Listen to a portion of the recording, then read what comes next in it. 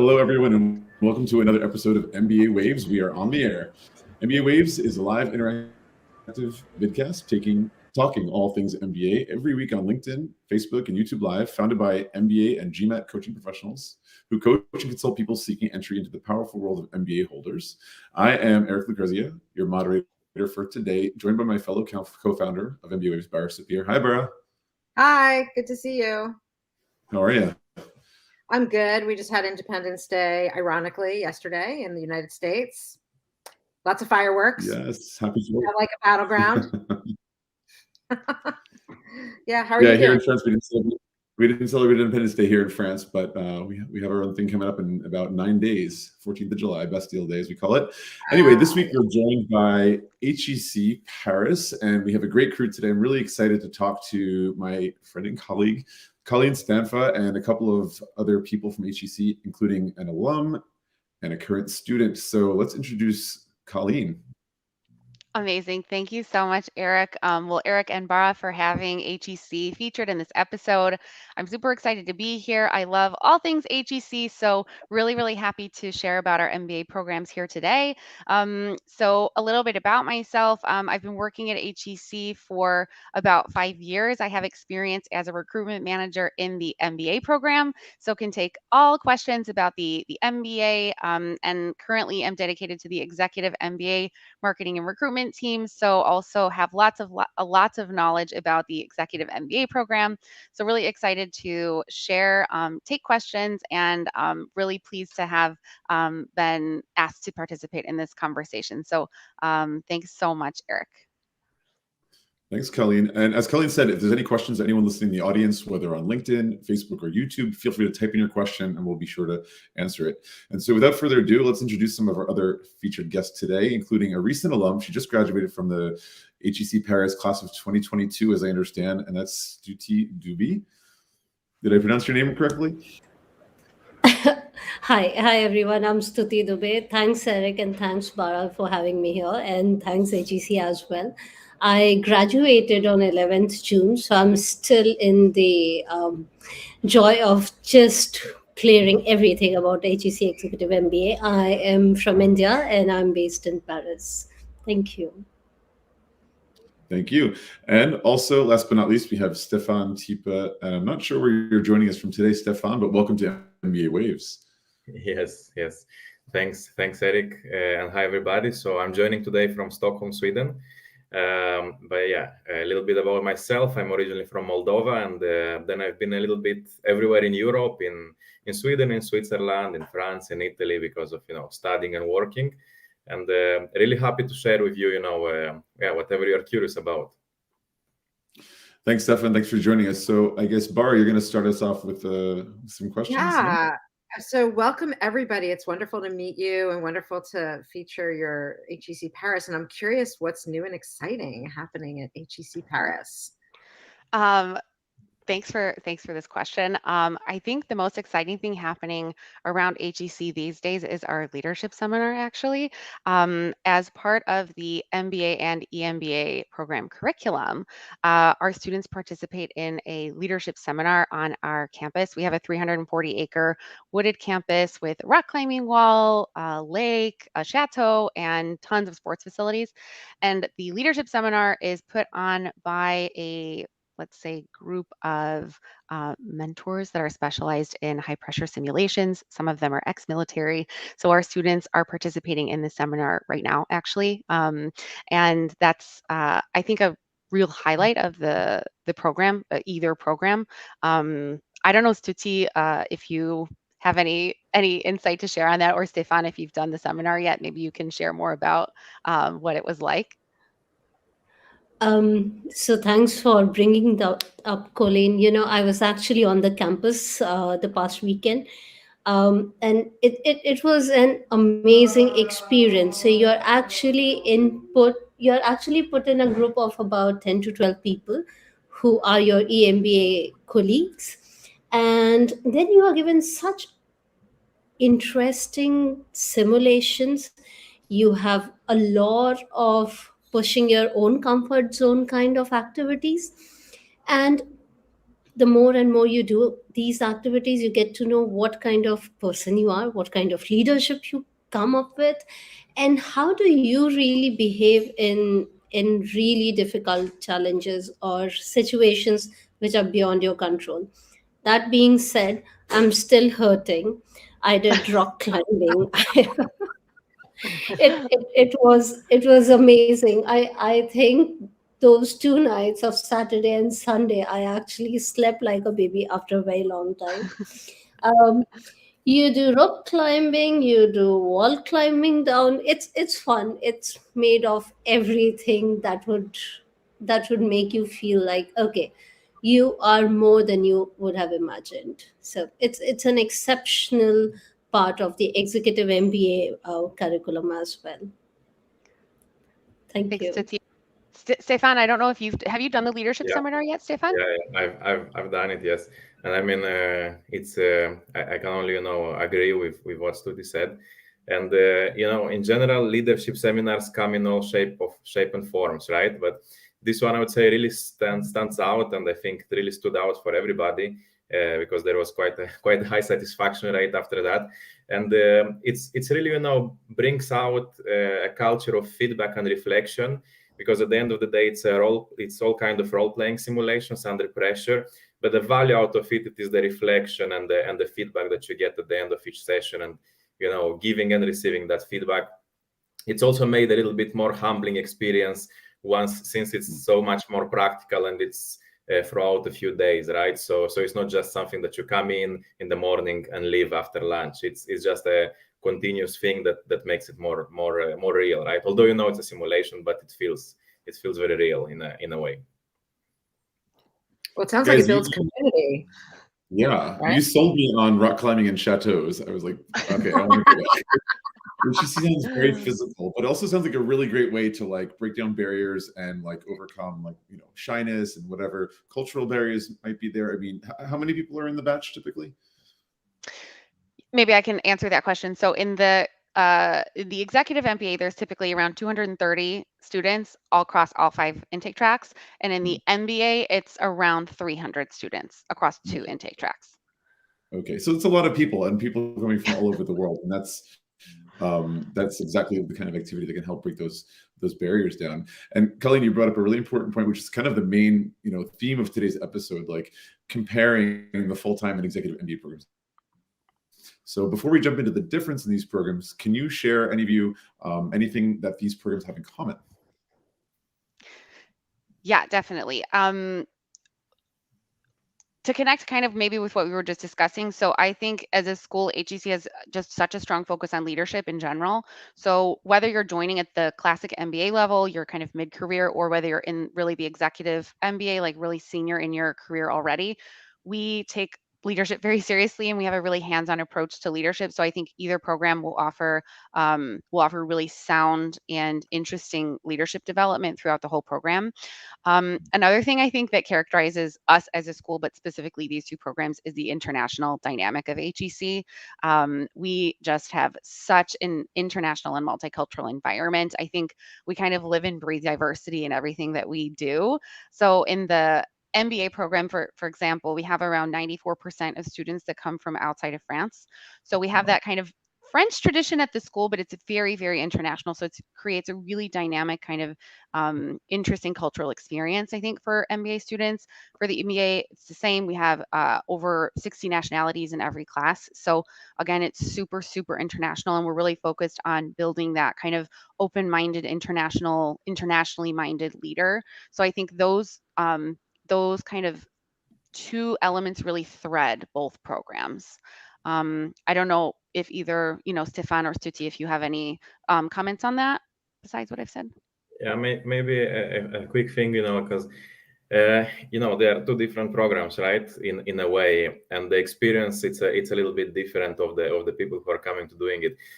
What I would say what is very common at the end, once you've done one or the other, it is the network that you get access to, because it doesn't really matter which program in the agency let's say, ecosystem you do, the network is the same. And I mean, and I can really testify to that, because I've been reaching out to people through all kind of programs, and it's always been, very positive, very welcoming response. So I'd say that this is something that really brings the two programs together in that case.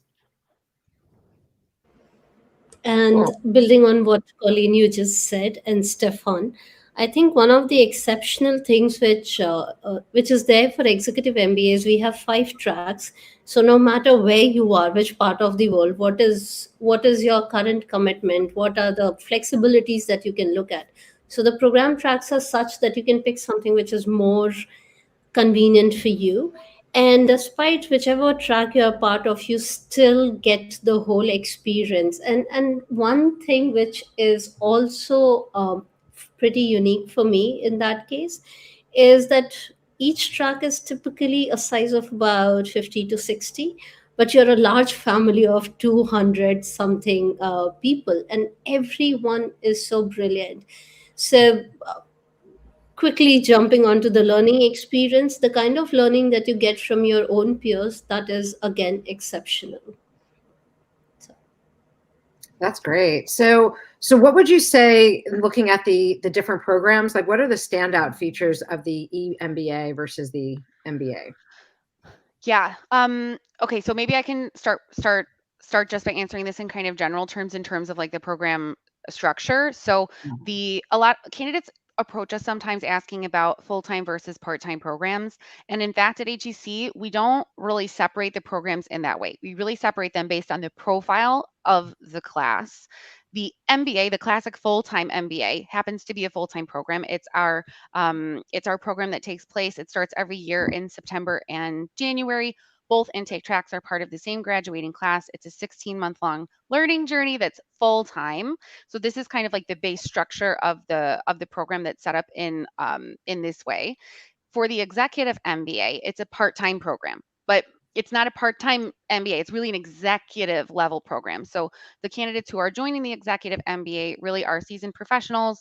On average, they have 14 years of work experience, and they're choosing between 5 different intake tracks. So there's a lot of flexibility with the executive MBA.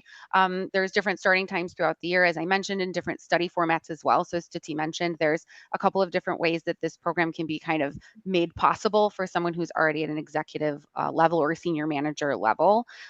So as a base, those are kind of the 2 program formats that we see. In terms of the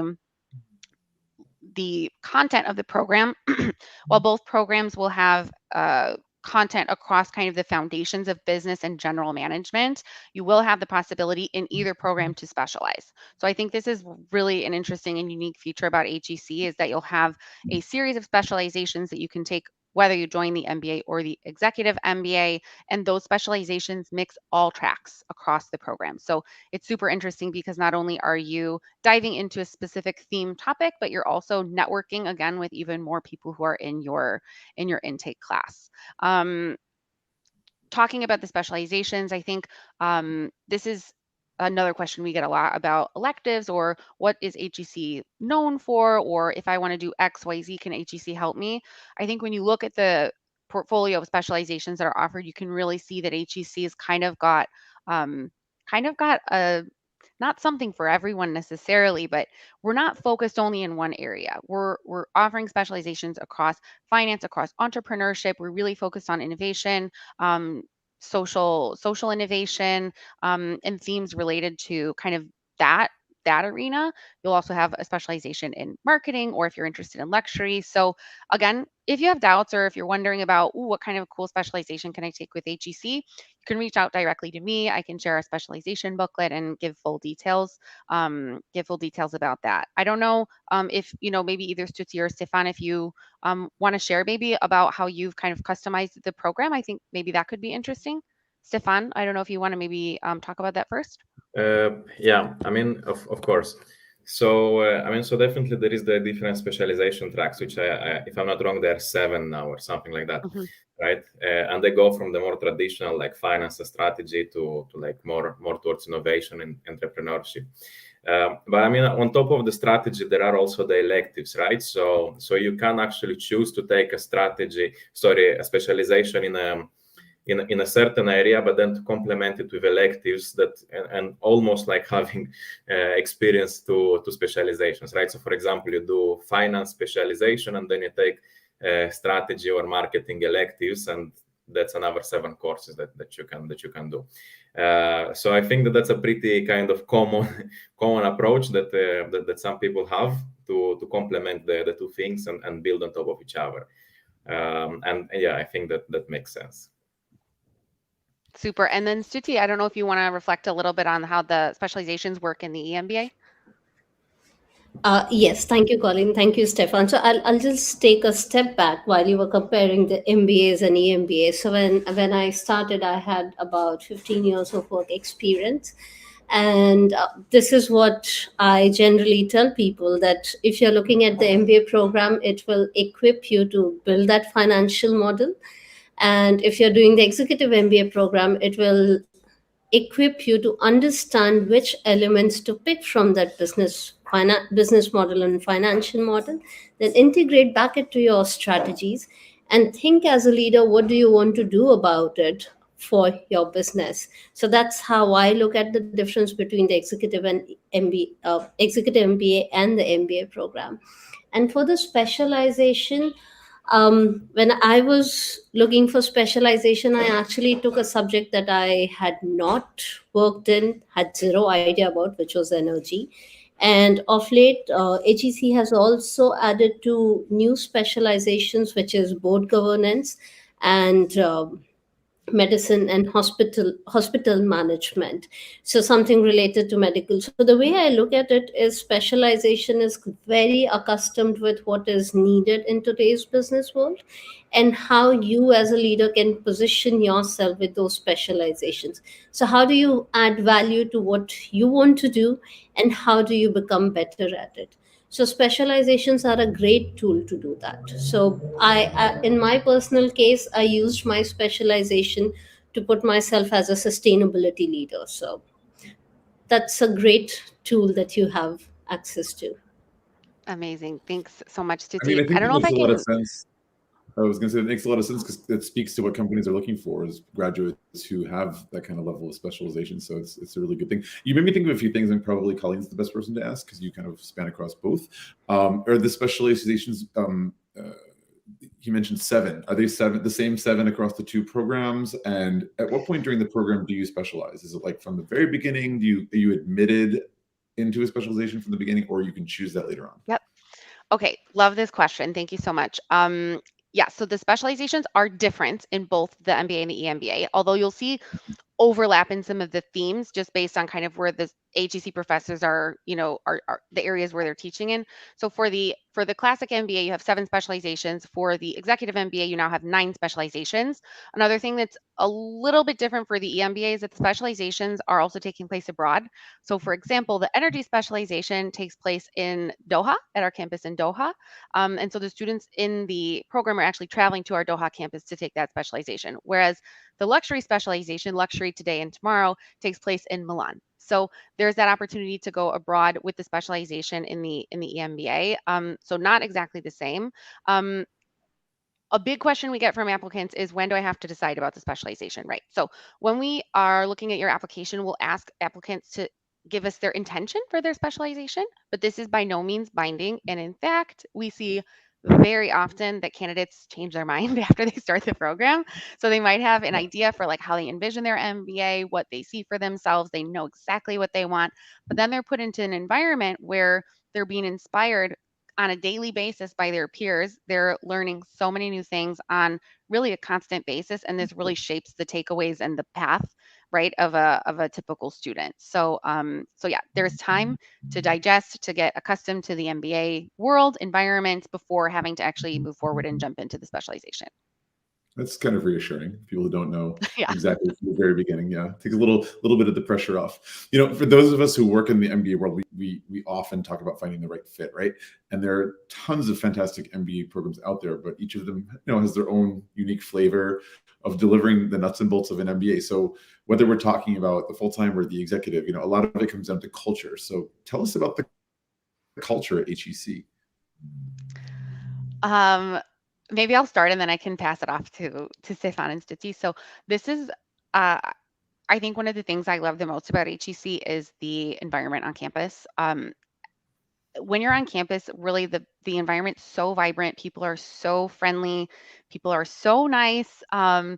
Like I said, we're an old French institution, so of course you have this kind of like French flair on campus, but you have this community of global students and staff and faculty who come together on campus to again try to bring new knowledge to the new generation of business leaders, and that's just in the air at HEC. So really, when you're on campus, you can feel this kind of some sort of electricity. It's really hard to describe, but as a staff member of HEC, it's one of the reasons why I love, going to campus every day, because it's so it's such a friendly and positive environment.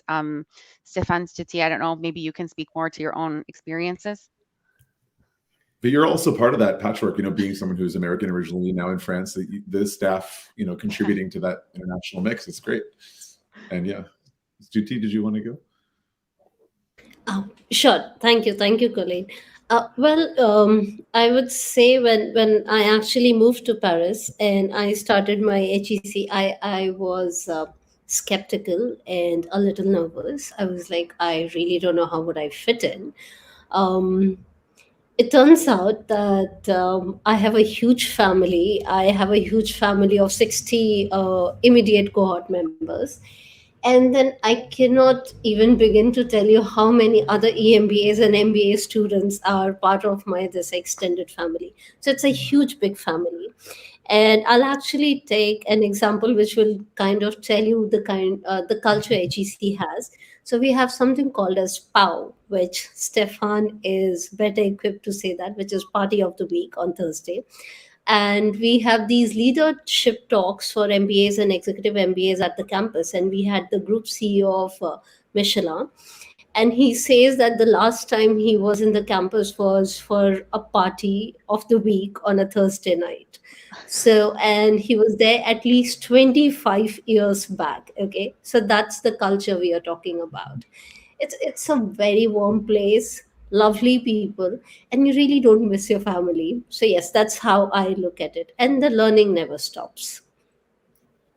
Yeah, that's for sure. That's for sure.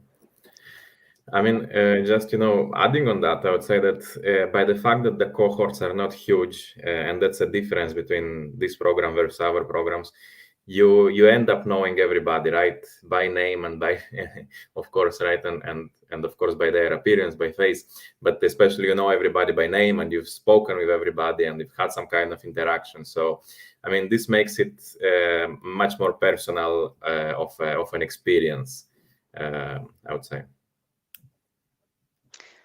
That sounds great.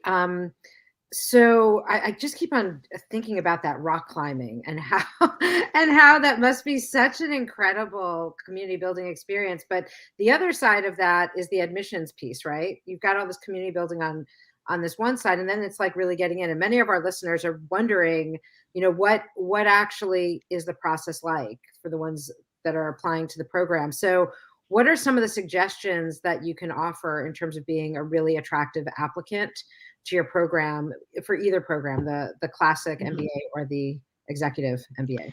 Yeah, thank you, Bara, for this question. So in terms of admissions, we are always looking holistically at the whole applicant. So I cannot stress this enough. We have a lot of questions about the GMAT score, about requirements to getting in, how to stand out. And I can't emphasize enough that your application is not your GMAT score. Your GMAT score is one small part of the application. So again, if someone is listening in today and is wondering gosh, I don't know if I'm the right fit, my first piece of advice to anyone considering either program is get in touch with our team, because we are here to offer that a personalized advice through the admissions process. So this kind of this community feeling that Stefan and Stuti have tested to. This starts really from the admissions process. Our team is super hands-on. We're there to guide candidates, coach them, help them through the admissions process, and make sure that everything's super, super clear. A couple key things to think about when you're developing your application is that because we're looking holistically at your file, we're looking not only at your educational and formal kind of professional background, but we look at everything else as well. So for instance, sometimes I'll be talking with a candidate and they'll mention, that they have kind of like a business on the side or that they have invented something. And I'm like, definitely include this kind of information in your application because this makes you who you are. This is part of kind of your personality. This is an interesting aspect to what makes you you, and that's really what we're trying to see. We're trying to see the personality of the candidate as much as you can, right, in an application. So don't leave out those important details that you might think don't make you special, because actually we look at everything. So even that last little line on the CV where you're talking about your talents, your hobbies, you're a scuba diver, we look at it. So it's interesting for us to kind of see the whole picture so that we understand who you are. Two other key things that we are specifically looking for is international exposure and leadership potential. So when we talk about international exposure, that could be in the form of a study abroad experience, that could be working in an international company, that could be that, you maybe don't live outside of your home country, but that all your clients are international. So those types of details are super important to see in the application. There's space for it. We have a section for international, so you'll have all the space you need to talk about that in the file. In terms of leadership, it's the same. So we can, of course, look at this through a really kind of formal lens. So we can see this through leading teams, through spearheading large projects, either on a global scale or within your company. Anything related to entrepreneurship, if you've been in charge of any kind of important restructuring in your companies, all of those details show us leadership. For the MBA, we often see that candidates don't necessarily have formal management experience yet, and that's absolutely okay. It's not a requirement for the classic MBA.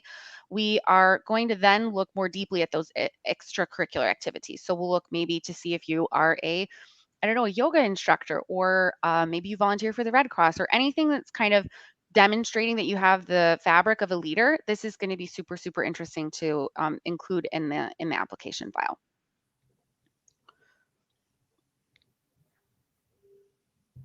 Oh, you're on mute, Eric. Eric, you're on mute. Sorry about that. Yes, I was saying, Colleen, thank you, first of all. And you already did mention a little bit about the GMAT, how it's important, but it is not the most important thing at all. It is not, the decision is not based solely on the GMAT by any means. And leadership and international exposure have a big role to play in your eligibility. But GMAT is a big topic these days, especially since COVID and lockdown and testing centers. So I just wanted to give you the opportunity to share with the audience what's going on with HEC these days. Like how much weight should they give it? First of all. Second of all, differences between the classic and the executive MBA with regards to GMAT. I know a lot of executive MBAs usually don't require a GMAT. You might want to clarify that. And then any kind of either waivers or any special cases since COVID, if that's continued on and so forth. So take it away, please. Yes, thank you. And thanks for the opportunity to clarify that. So perhaps I'll start with the full-time MBA, the classic MBA, because this does require the GMAT or GRE test. So through COVID, there was a brief period of time where we didn't ever waive the GMAT test. So to be clear, I know a lot of schools did, we did not. So we still required the test. We processed applications for a brief period without them and then asked for the test later on. But for a long time now, we've had that as a back in as a hard requirement to study the file initially. So we are expecting that all of our applicants have either a GMAT or GRE score. There is no minimum required score. So we can make recommendations. Again, if you're in touch with our team, we can give feedback on scores. If you're wondering, should I apply with this score, maybe take it again, and we're really able to give insight on that. I know also some candidates are working with prep coaches to help them with their applications. So I'm sure there's lots of different advice coming through that way that can be helpful. But from our side, we don't have a strict minimum score. For the MBA, the average score at HEC is around 690. So it's, again, one element to the file. It's definitely not the only thing we look at, but it can help a good application stand out among other good applications if the score is quite strong.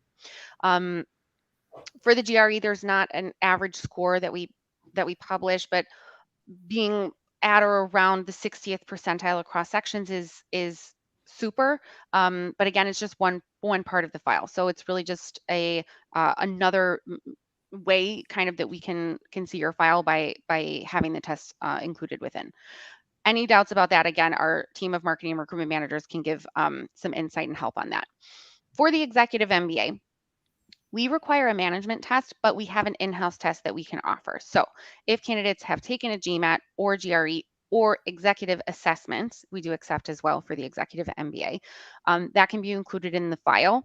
If not, or if the candidate prefers to opt for our in-house test, that is absolutely fine. There's no preference either way for us.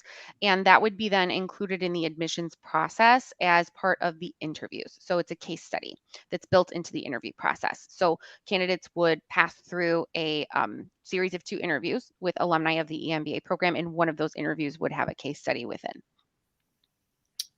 I see Stuti nodding. It looks like she may have done that in-house. Is that right, Stuti? Yes. So I'm an entrepreneur. I really did not have the time to take the GMAT, prepare for it while I was running all over Europe for my company.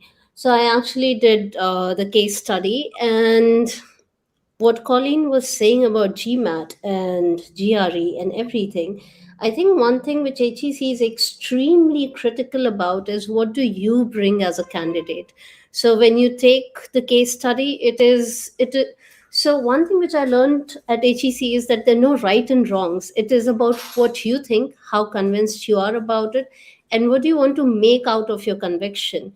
So if you know what you want, if you can convey the same message to people across the table, HEC would accept you. If you know what you bring to the table, how do you contribute to peer learning? As I was saying earlier, there is immense peer learning in executive MBA. So what do people around you learn from you? These are the elements that you need to think about. And I had an exceptional admission interview, and I was very happy about it. When I left the room, I was not really worried whether I would get in or not. But the kind of exchange that I had for that 1 hour, 20 minutes, which was beyond my given time, it was exceptional. So I think, sorry if I'm jumping on that one, but for me, why HEC also stood out, because it was a lot about who I was, what I could do with myself, and the integrity and values that I bring. So HEC for that reason stood out for me. And that is the whole process of admission as well. About you. Who are you? What you want to do? How would you do it? Sounds so exciting. Thank you for that answer. It also brings to bear, who you come in as the program, like what are you getting out of the program, and who are the professors who are actually doing the teaching, and what do they wind up bringing out in you? And also, I think, Stuti, you had talked about that, the learning edge, right? That edge that it sounds like HEC is really proud to be helping with. So who are some of the fantastic professors and faculty, and what are they working on, and what makes them so great? Maybe I can jump in quick, and then I'll turn it over to Stuti and Stefan maybe to talk about their favorite profs. There was a very exciting publication actually that came out earlier this year from one of our strategy professors who co-authored a book called Noise, and it has been all over kind of the best-selling charts. It's, I think, a book that's quite accessible. It's about flaws in decision making. So I think it's a book that's accessible not only to the business community, but to anyone who makes decisions. So that has been really exciting for HEC this year, because that was a very widely popularized book. And I would actually encourage anyone who's listening in today, if they want to kind of have a taste of HEC, to have a look at that book. Again, it's Noise by Olivier Sibony, and he's a strategy professor. So from my side, yeah, I think that's quite exciting for us from this year. And then, yeah, in terms of like favorite profs or standout professors, Stuti, Stefan, maybe you want to share? Well, let's Stuti go first. Okay. Bara, that's a wrong question, because honestly, I love all my professors and I don't want to name one. but I would still pick the first ones that I interacted with. So in executive MBA program, we start with leadership and we end with leadership. The focus on leadership is immaculate. So Randy, he's based out of the USA, and he was a leadership professor. And in the leadership module, the program is all about who are you as a leader. And it was extremely humbling. You accept yourself. And I mean, I was going back to a classroom after 16 years, and the professor didn't let me feel that I don't belong there. It was wonderful. So Randy would always stand out because he was my first professor at HEC. But again, each and every professor is amazing. And then I think I would also name the academic director for energy specialization, which is Jean-Michel Gauthier. Wow, how can one person have so much knowledge? It's amazing. So We actually have someone here, and maybe Stefan, you want to, someone has written in before joining because I think it's related. What are the biggest learnings and any elements of surprise? So maybe Stefan, you could think about that in terms of what my question was about standout professors and answer this, Himanshu. Sure. Well, thanks for that question, of course. Well, I mean, I think I have two different answers for these questions, right? For these two questions. But first, going to Himanshu's question, I think biggest learnings. Definitely, we know a big learning is something. It's a truism. It's something what we all know, that the time passes really quick, but you just don't realize it.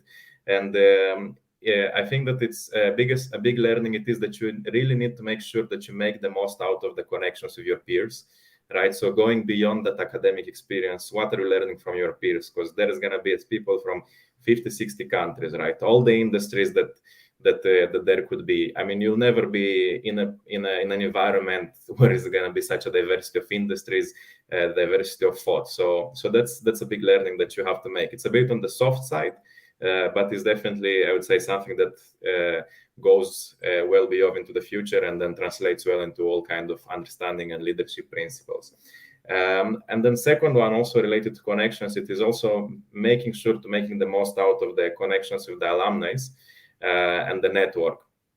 Because definitely everybody's super available, and I know that in the beginning people might be a little bit hesitant, afraid to contact and to connect, and know that person is too senior, I shouldn't, and that's really not the mindset to have, because once you are in this ecosystem, you really can just reach out and say, hey, I would like to have a coffee chat, and that's how most of the transitions in terms of careers and advancements in careers are happening, right? So that's definitely something to start doing from day one and not wait, especially on the networking with the alumni, until very, very late, right?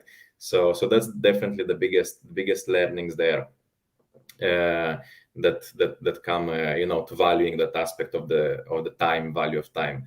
And then returning back to the academic side, I think in general it's a quite good experience, and it will depend, right, on everybody's preference a little bit. What are they looking for?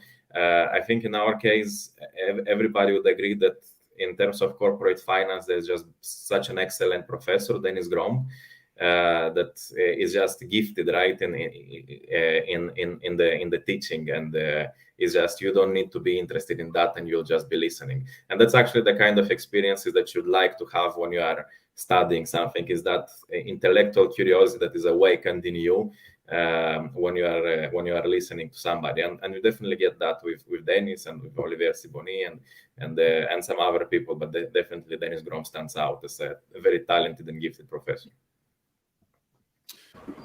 If I may add quickly on two things. So as Stefan said, Dennis does make corporate finance sound like music. He is, again, exceptional. And while you highlighted Himanshu's question, I quickly wanted to add two things on it. your biggest learning would be you would realize that anything you want, you can, because you have all the tools that you need to. And those tools, how to use them, how to monetize them, they make a lot of difference. You would have not known yourself like that. And surprises, of course there are, because there's nothing like a straight line or anything just going up. So it's a very good learning experience. um, Despite the good and the bad surprises, you're still having those tools. And HEC is an amazingly humane place. You have a problem, reach out, you would get the solution. So that way, the surprises, they just become one more learning in your journey. I love that. I love that description. And then to know that you have that support like throughout your journey at HEC. All right, we're about 40 minutes in, and I got a couple more questions, so I'm going to jump to the next one. I really want to know about careers, right? It's all about the ROI. People who are looking at doing an MBA, they're taking a massive risk, right? So that's why a lot of research has to go into finding the right program and finding the right fit. And let's be honest, you're spending kind of a small fortune on doing your MBA. So let's talk about ROI. Let's talk about career services and what can graduates expect in terms of employment opportunities for local applicants, but also those who are coming from abroad? Yeah, maybe I can, thank you for this question. Maybe I can start with this and just provide some kind of, let's say, like data points to help answer your question. So at HEC, you will have, I mean, most of our students come from outside of France. So that's something to keep in mind for the full-time program. When our full-time students are coming, they come on a student visa that then gives them the opportunity following the program to stay in France for 1 year while they're looking for employment. It's a special status that they'll have. And so in terms of finding a great opportunity after the program in France, Europe, abroad, somewhere they've never lived before, this is all facilitated, well, let's say not all facilitated by the Career Center, because the individual student also plays a big role in that, but you have, as Stuti said, all the tools to make those changes. In the full-time MBA, we do see lots of double and triple jumpers, meaning people who are changing their function, sector, and location. So that I think is one of the huge benefits to the program, is that we see almost 40% of students that make a triple jump with the MBA. So in terms of transformation, honestly, it's I think one of the best decisions you could make if you're like in a mid-career and you're looking to make a change.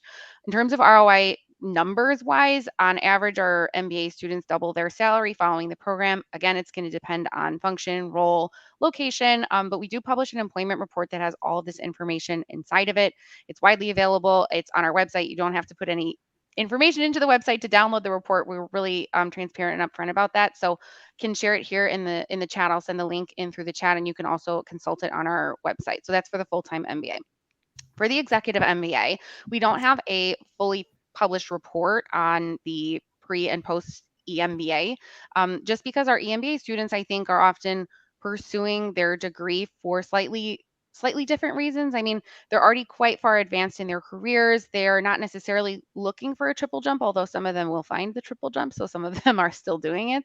But it's a little bit different in terms of recruiting, because we're really looking at events with headhunters, do's and don'ts, building your online brand. It's less of the on-campus networking and career fairs than it is with really specialized advice and coaching with executive coaches. So I think the approach is just a little bit different in terms of the careers approach, because an executive level applicant, an executive level student needs a different kind of coaching.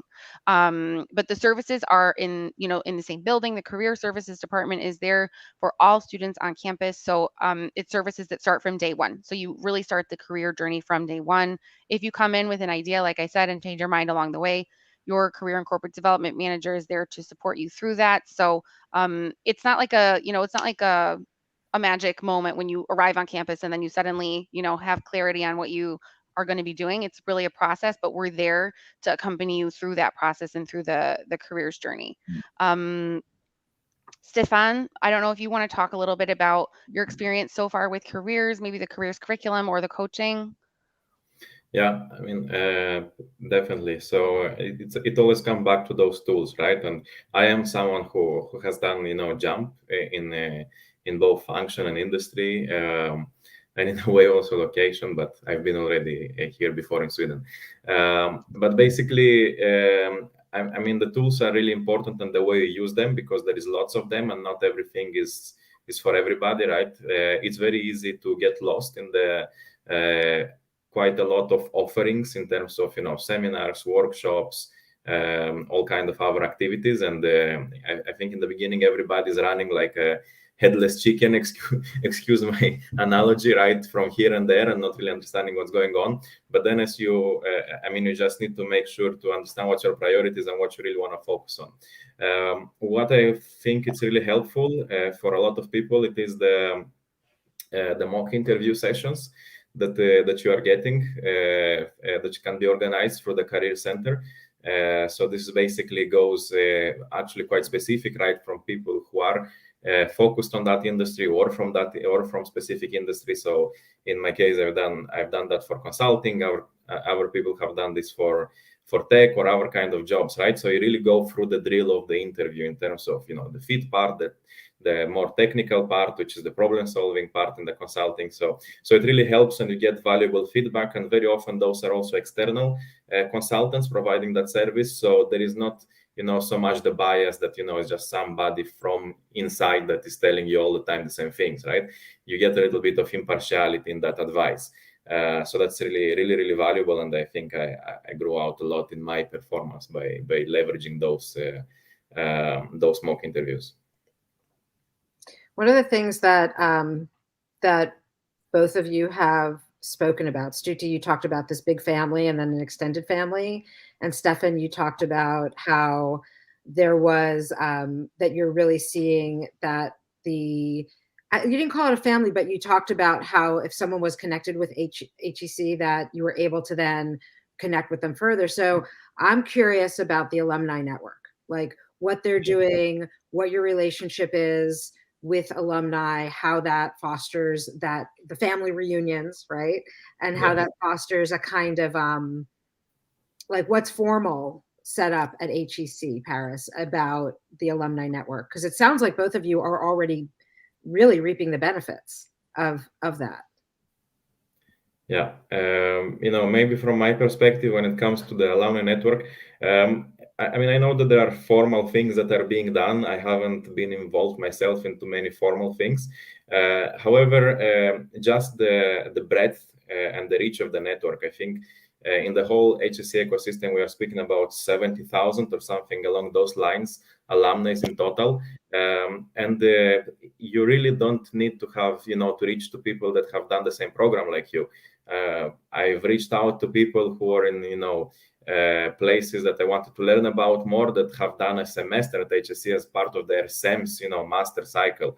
But because there is that culture which is very strong, it always resonates with them and they are very happy to talk.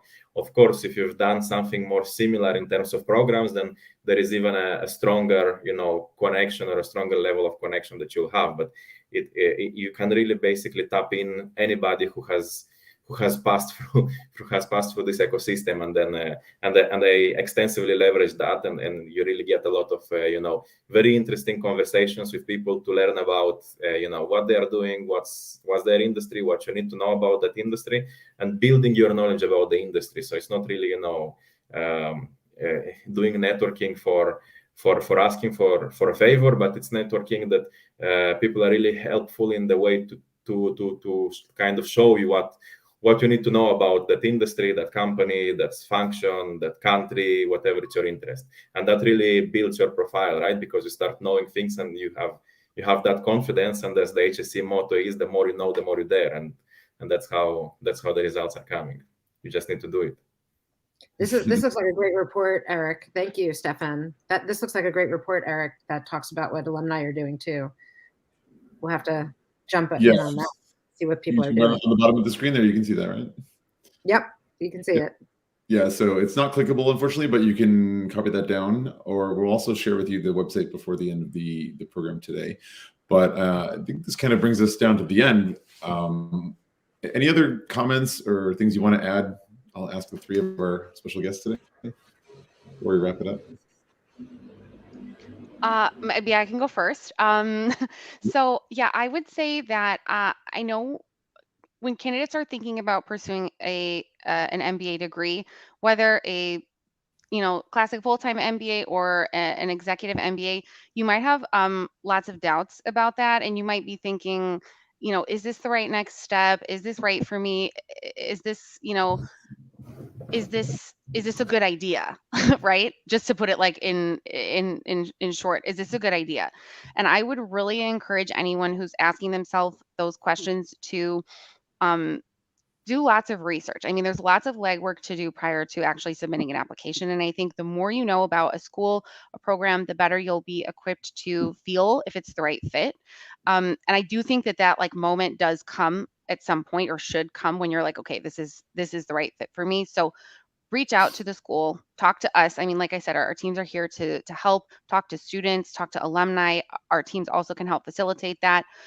We have ambassador programs in both of our MBA programs. So students who volunteer their time willingly to talk with candidates, because they've been in your shoes, they know how scary it can be, how uncertain you might be, and just I think having that those conversations, you don't have to talk to 50 people, but have a couple of really significant, meaningful conversations can really make a big difference, I think, in the comfort level of pursuing such a degree. And we're happy to hear from anyone. So we can help facilitate that. We want candidates to be confident and comfortable when they're looking at our school and feel like they have transparent information, all the information, and we're here to really help with that. So that's kind of my last advice would be to really don't hesitate, don't self-filter out, just be open with us about what you're looking for, and we'll help you feel or see whether or not the school is the right fit. Anyone else?